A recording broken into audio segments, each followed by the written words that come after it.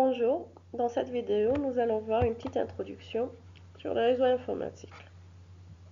Bien sûr, en suivant le plan suivant, donc d'abord l'utilisation des réseaux, leurs avantages, les types de réseaux, donc selon le mode de transmission, selon la couverture géographique, selon l'architecture du réseau, et ensuite les réseaux publics ou privés.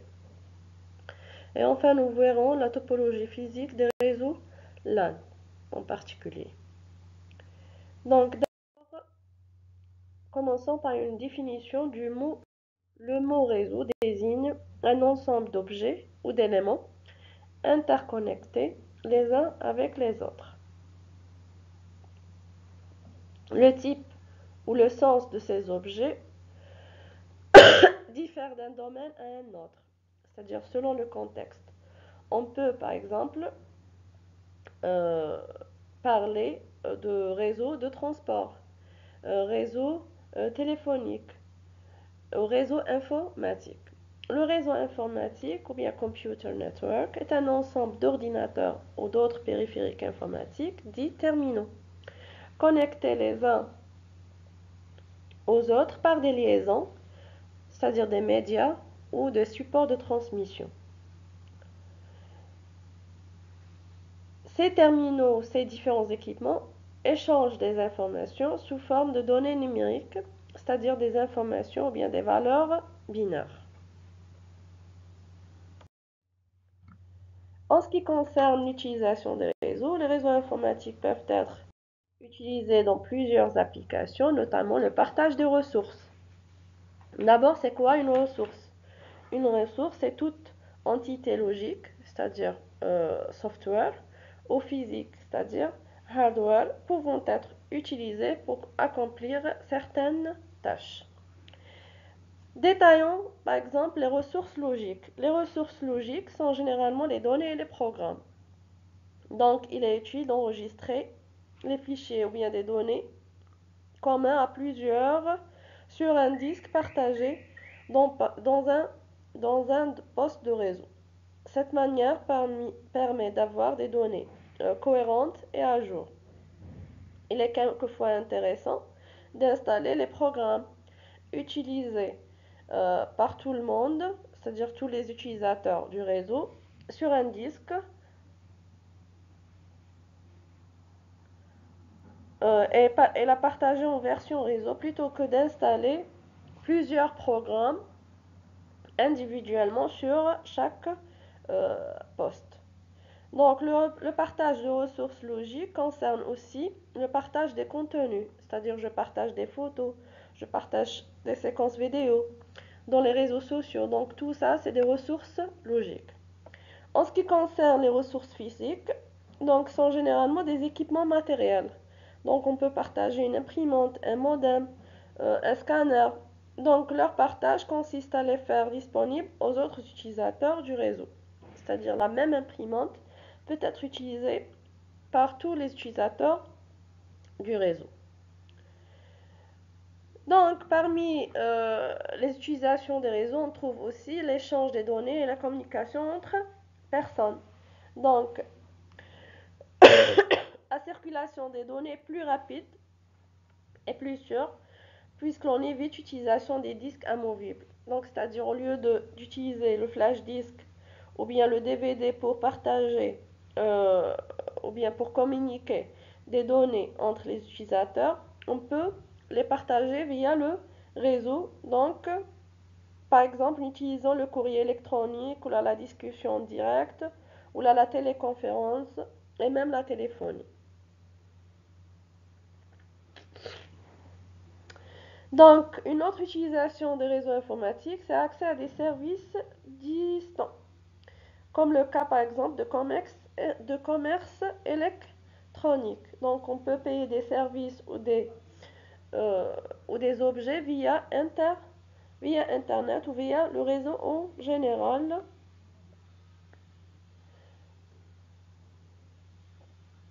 Donc, ces services sont offerts par une société ou par une organisation. Bien sûr, il y en a d'autres utilisations des réseaux. Donc là, on a cité seulement les plus euh, les plus, euh, les plus importantes. Maintenant, on passe aux avantages des réseaux. Parmi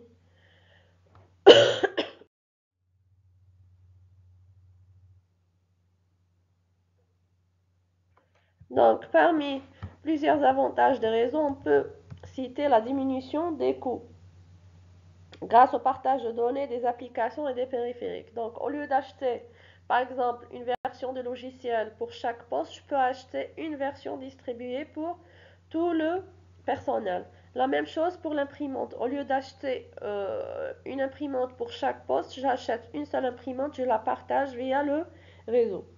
Donc, accès aux données en temps utile, c'est-à-dire l'accès sera plus rapide et plus sûr que l'utilisation des médias tels que la clé USB ou bien les CD et DVD.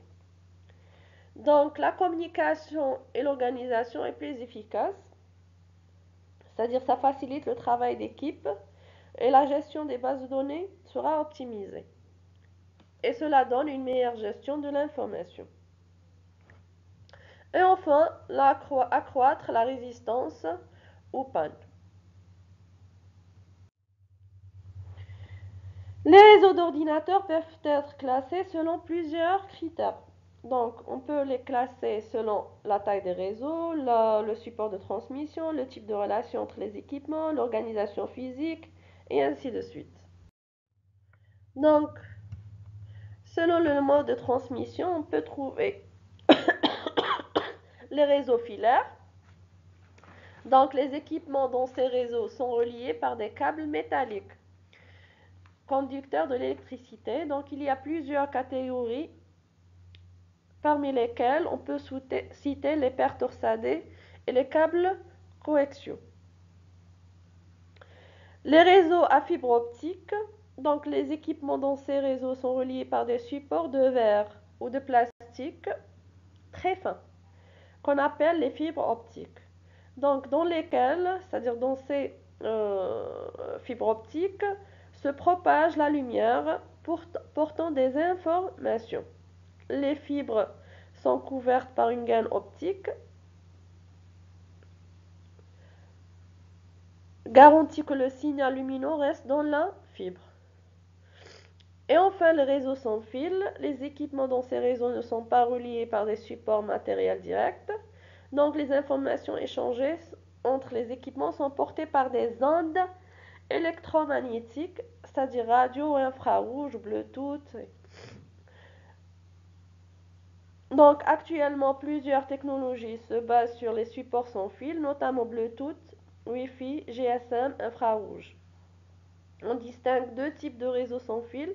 Donc, réseaux sans fil ad hoc, c'est-à-dire sans infrastructure, et les réseaux sans fil avec infrastructure. Donc, bien sûr, dans la pratique, on trouve les réseaux hybrides, c'est-à-dire un mélange contenant les trois types de réseaux. En ce qui concerne les types de réseaux selon la couverture géographique, on peut citer les réseaux PAN, qui est Personal Area Network, ou réseau personnel. Donc, c'est un petit réseau composé des équipements d'une seule personne, comme micro-ordinateur, imprimante, smartphone, télévision, etc. Donc, la taille ou bien la distance dans ce réseau ne dépasse pas les 100 mètres.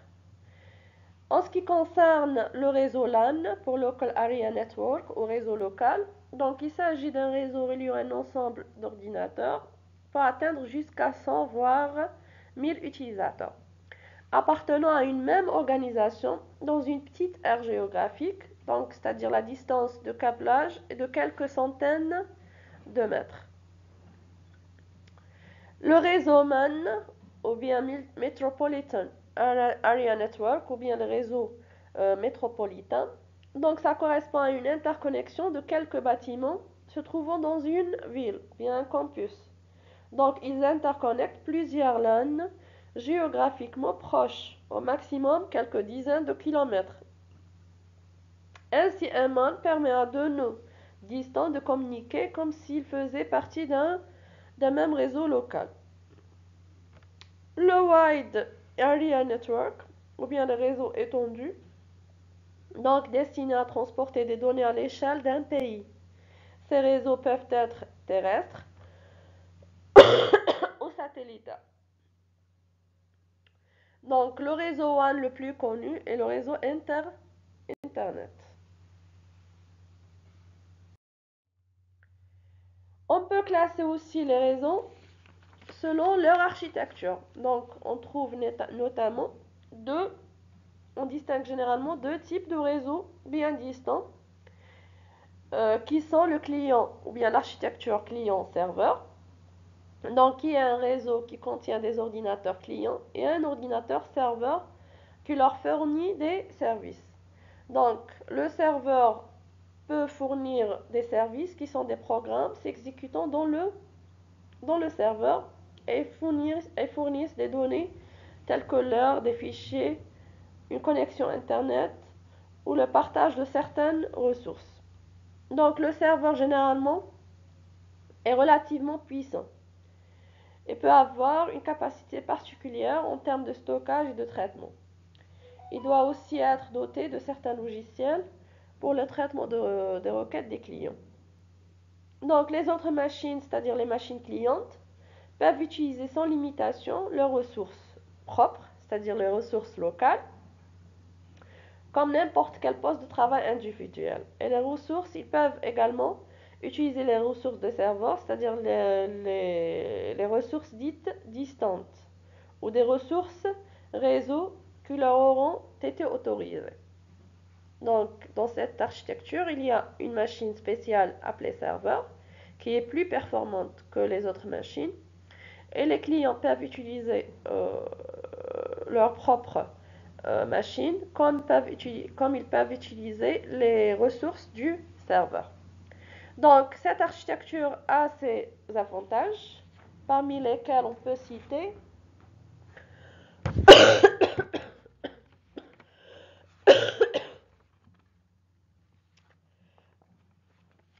donc les ressources sont centralisées, donc on peut sécuriser le serveur et ce réseau est on a un autre avantage qui est l'évolution, c'est-à-dire on peut toujours ajouter des machines clientes.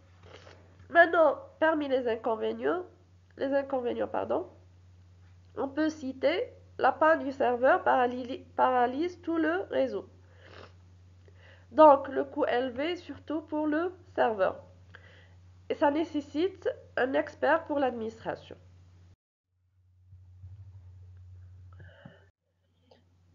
Contrairement au réseau client-serveur, dans un réseau poste-à-poste ou bien peer-to-peer, il n'y a pas de serveur dédié. Donc, ainsi, chaque ordinateur dans un tel réseau est un peu serveur et un peu client. Cela signifie que chacun des ordinateurs du réseau est libre de partager ses ressources. Un ordinateur relié à une imprimante pourra donc éventuellement la partager afin que tous les autres ordinateurs puissent y accéder via le réseau. Donc, parmi les avantages de cette architecture, donc la mise en œuvre est simple. Le coût est réduit du moment qu'on n'a pas une machine performante appelée serveur. La panne d'un poste n'affecte pas tout le réseau. C'est-à-dire le réseau reste en marche même si un client ou bien un poste sera défaillant. Parmi les inconvénients, donc c'est un système non centralisé et la sécurité est difficile à assurer. Donc les réseaux sont aussi classés selon leur type, c'est-à-dire public ou privé. Donc les réseaux privés sont des réseaux à propriétaire physique ou moral unique, conçus pour une personne, une organisation ou une entreprise quelconque. Donc les PAN et les LAN, Personal Area Network et Local Area Network, sont généralement des réseaux privés. Ces réseaux sont internes à cette organisation et les liaisons entre machines sont souvent privées. En ce qui concerne les réseaux publics, ce sont des réseaux qui sont généralement ouverts, c'est-à-dire tout le monde peut y accéder, tel que Internet.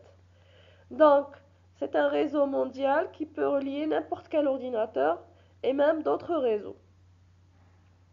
Le réseau Internet peut utiliser les réseaux téléphoniques, fixes ou cellulaires, comme infrastructure de transmission de données. Passons maintenant à la topologie physique des réseaux LAN. Donc, c'est quoi une topologie physique? C'est-à-dire l'organisation physique. Donc, elle concerne la façon dont les machines sont connectées. Donc, il y a par exemple la topologie bus, on a non, l'étoile, topologie maille, arborescence. Là, on va détailler seulement les plus utilisés. C'est les trois, c'est-à-dire bus, anneau et étoile. Donc, commençons par la topologie en bus. Le bus, c'est un segment central où circulent les informations. Donc, il s'étend sur toute la longueur du réseau et les machines viennent s'y accrocher.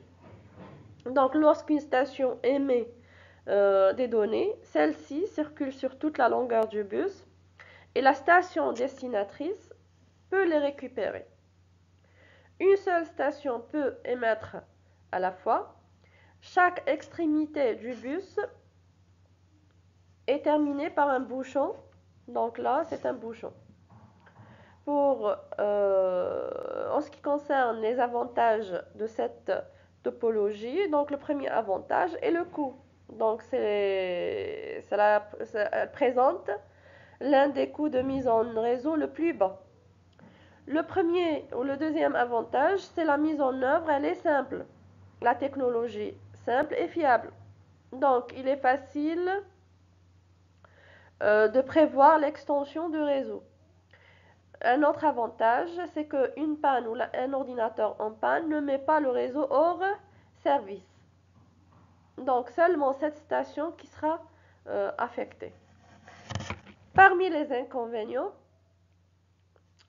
la coupure du câble met le réseau hors service. La localisation des problèmes est difficile. Cette topologie est dite passive. Pourquoi? Parce que les stations ne réinjectent pas le message régénéré. Si cette station n'est pas la destinatrice.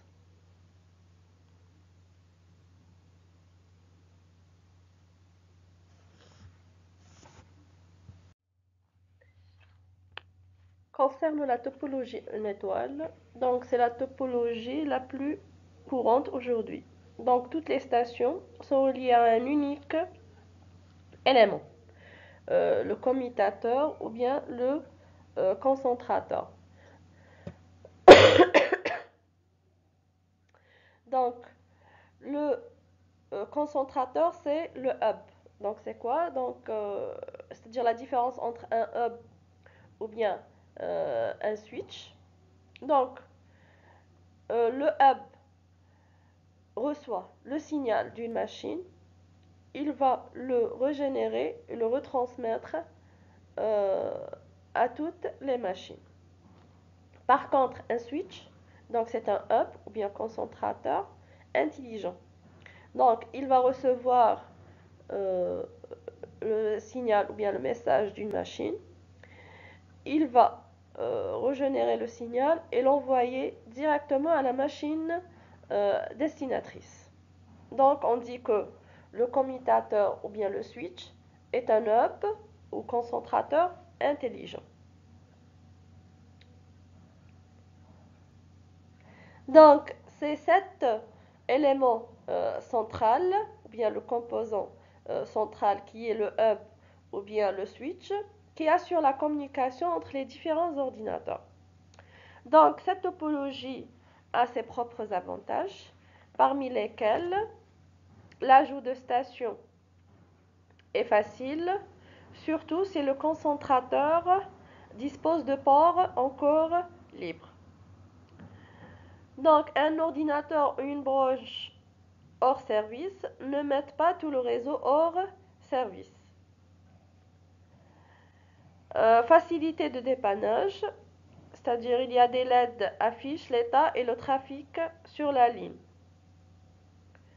Donc la localisation facile des pannes. Donc le signal peut être amplifié, donc c'est-à-dire le up ou bien le switch régénère le signal. Cette topologie a également ses inconvénients, parmi lesquels on peut citer, chaque station doit être reliée au concentrateur. Donc on aura besoin de beaucoup de câbles. Si le concentrateur ou bien le hub ou bien le switch est hors service, tout le réseau est hors service. Donc c'est une architecture centrale.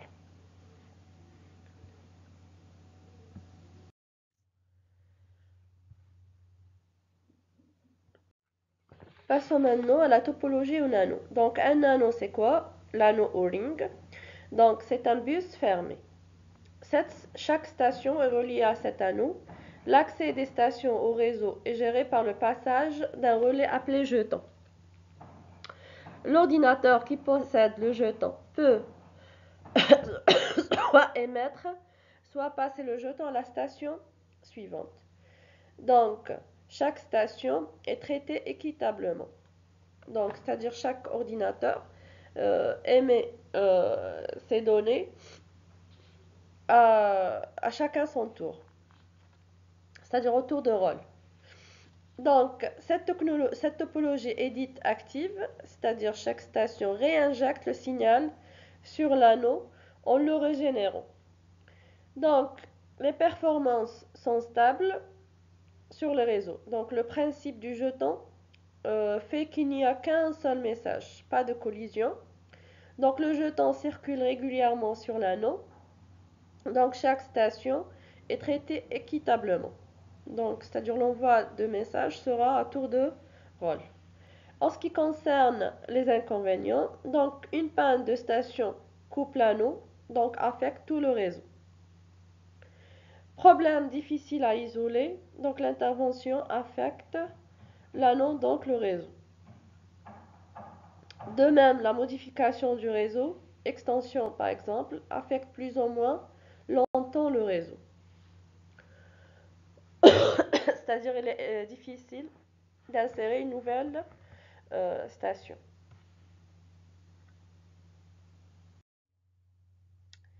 Les topologies hybrides. Donc les topologies hybrides, c'est quoi? C'est la combinaison de plusieurs topologies euh, suscitées. Par exemple, dans cette image, on trouve qu'on a une étoile hybridée avec un anneau, avec un bus. Donc, cette topologie est proposée justement pour combler les lacunes des premières topologies utilisées individuellement. Et là, on va assurer la fiabilité.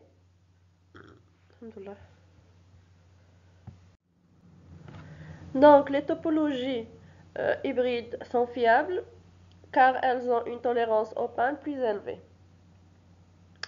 Elles sont facilement étendues pour ajouter de nouveaux systèmes et de nouveaux nœuds.